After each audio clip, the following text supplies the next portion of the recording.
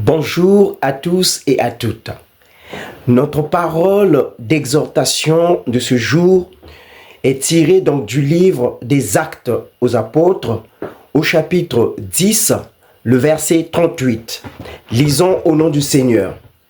Vous savez comment Dieu a oint du Saint-Esprit et de force Jésus de Nazareth qui allait de lieu en lieu, faisant du bien et guérissant tout ce qui était sous l'empire du diable, car Dieu était avec lui. Amen. Mes frères et sœurs dans le Seigneur, cette parole que nous venons de lire, pour vous faire donc un petit récit, c'est Pierre qui se retrouve au milieu des païens, notamment chez Corneille, qui était un centenier de l'armée romaine.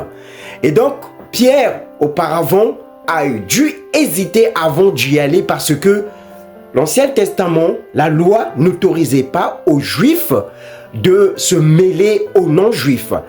Mais le Seigneur a révélé à Pierre, notamment en lui disant « Ne regarde pas un homme comme étant souillé ou impur ». Et donc Pierre a dû se résoudre de se rendre donc auprès de Corneille.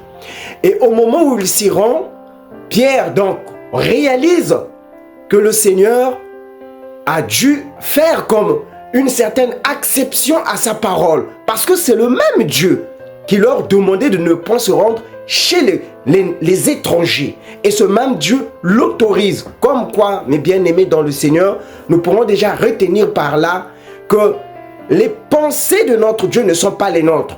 Et nos voies ne sont pas les voies du Seigneur. On peut bien avoir une certaine règle, sinon que des principes. Mais le Seigneur, quand il déploie son zèle, parfois fait fi de nos règles et de nos principes. Donc, Pierre se retrouve au milieu donc, de ces non-juifs parce que Corneille avait invité ses parents et ses amis, ses intimes, disons. Donc, Pierre, en s'y rendant, réalise finalement que c'est Dieu qui lui avait confié cette mission.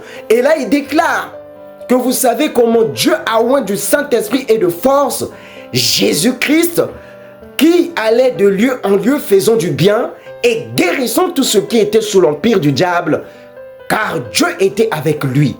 Nous voyons bien, mes bien-aimés dans le Seigneur, la mission du Seigneur était et demeure jusqu'à aujourd'hui de faire du bien. Le Seigneur n'est pas là pour indexer ou pour t'exposer ou pour montrer, pour mettre en exergue nos actes qui le déplaisent. Non, il est d'ailleurs notre avocat auprès du Père. C'est lui le premier intercesseur. Selon Romains chapitre 8, le verset 34, il se tient à la droite de Dieu pour intercéder à notre sujet. Donc mes bien-aimés, Jésus est là pour te faire du bien. Il est là pour te guérir de toutes tes maladies ainsi que de tous tes maux. Le Seigneur est le même hier, aujourd'hui et éternellement. Il n'a point changé. Malgré tout ce que tu peux endurer aujourd'hui, le Seigneur vient encore te dire par cette parole qu'il est là pour te faire du bien.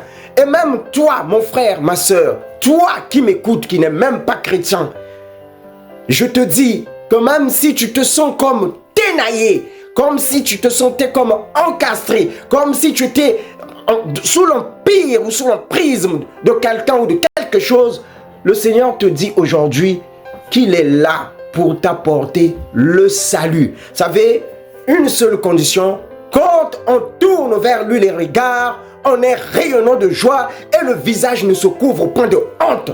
Donc, mes bien-aimés, si nous pouvons nous confier dans l'Éternel, nous ne serons point confus parce que Jésus est là pour notre salut.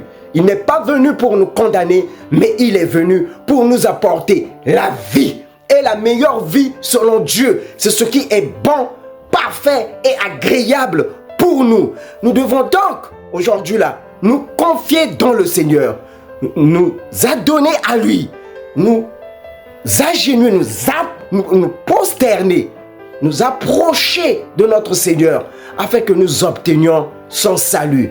Car le Seigneur sait de quoi nous sommes formés. Il connaît tes limites et il te connaît. Crois en Jésus-Christ et tu seras sauvé. Amen.